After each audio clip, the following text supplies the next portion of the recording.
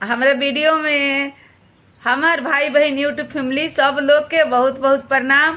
हम तो भुला गरनी है कि रउआ लोग के सवेरे उठ के पहले हम नमस्ते ना कैनी है, तो अब हम अभी सुत के उठल बानी। अब ए पर से हमार डिप्टी का लागे वाला बा कि पहले हम सुत के उठ के पहले हम माता जी के पास में हम आवे नहीं कि जगजननी माई है, तो जगजननी माई है तो थोड़ा सा उनका दर्शन सबसे पहले हम करेनी। सुत के उठला के बाद में तो हम पहले माई के दर्शन आराम से ई लोग के दर्शन जब हमरा हो जाला हमरा सुकून भी मिल जाला बहुत अच्छा से। ओ पर से का बा कि हमरा वीडियो में हमरा चैनल में सब लोग के बहुत बहुत स्वागत बा, प्रणाम। हमार ब्लॉग खूब बढ़िया से रउआ लोग देखी आ प्यार थोड़ा सा अपन दी। धन्यवाद।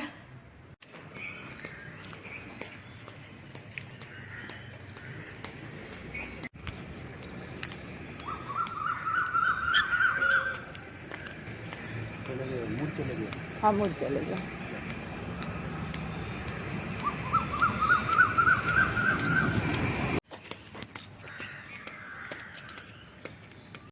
सुबेरे सुबेरे ताजी हवा में सैर अभी करतानी। अभी के सैर बहुत सुंदर ताज़ा ताज़ा हवा के बहुत बढ़िया लगी कि अभी हम आ गए बनी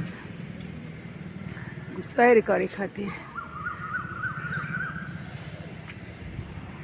हम हमारा घरे हमार पति बारे दोनों आदमी हमी के सैर करतानी कि सुबेरे सुबेरे के सैर अच्छा है। चल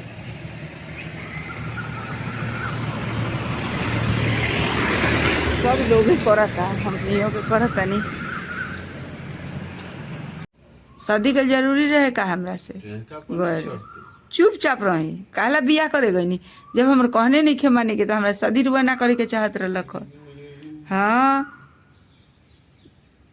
जे घड़ी हम कहा नहीं कि हमरा जोरे जोरे करी हमरो अच्छा लगी।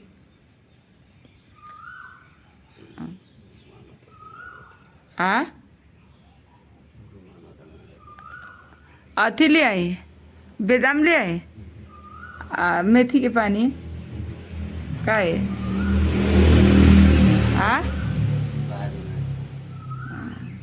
बाद में लागत नहीं बुझा तक।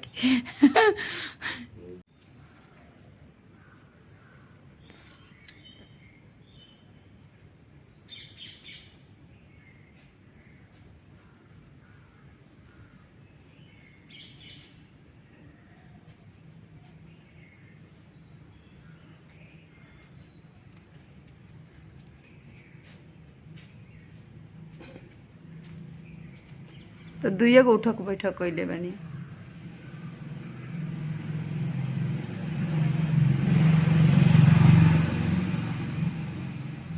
दुइये गो कैनी है पहुँचा तनी उठक बैठक करे का है।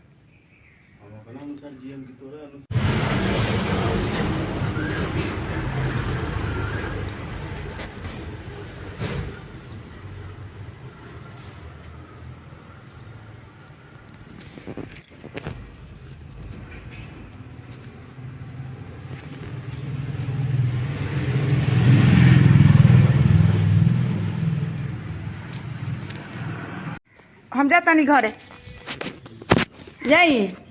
हाँ जाता नहीं। हाँ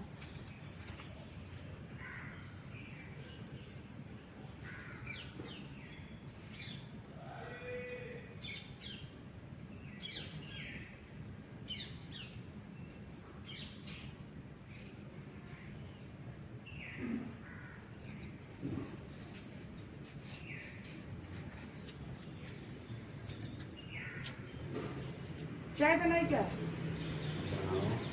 तने सर करी चाय तनी से बना के दिया तनी एक कप चाय से तने थोड़ी सर वा सर करी तने चाय बना के बहुए देखी ना ना तू कहत कि पापा ने करबा तू रोवा एगो सबूत बा।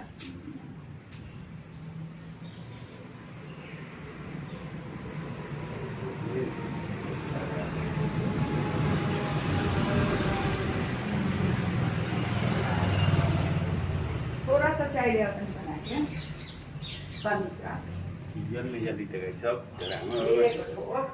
अपना देखी बच्चे बादी पिए तो लखो छोड़ावल जाए अचानक तो मन कैसन हो जाई ना ऐसे ना एकदम हाथ भाज के चलो फिर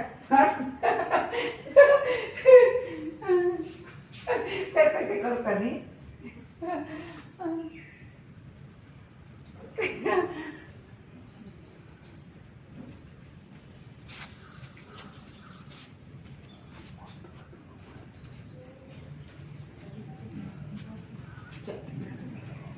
ए आवड़ी कौन सर करे उठक पैसा करे एगो दूगो उठक पैसा बना आ एगो दूगो का हाथ भाजी ऊपर नहीं हाथ अरे है नती कर एक बार आओ ये नहीं हाथवा के हिलावत रही कम से कम आधा घंटा यहीं घूमी पहले हम चाय लेके आवत है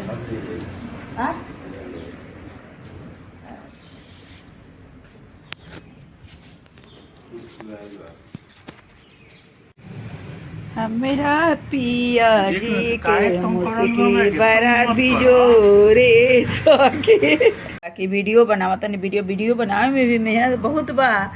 अरे सब सामान अच्छा सरिया ना पावत तनी आज लहसुन में भी पूरा भड़गर लख सब पता पुती ई सब साफ बेर होता। आज हम सोच ले बानी मन में सवेरे ही ठान लेनी कि आज घर के सफाई करम हम अपना।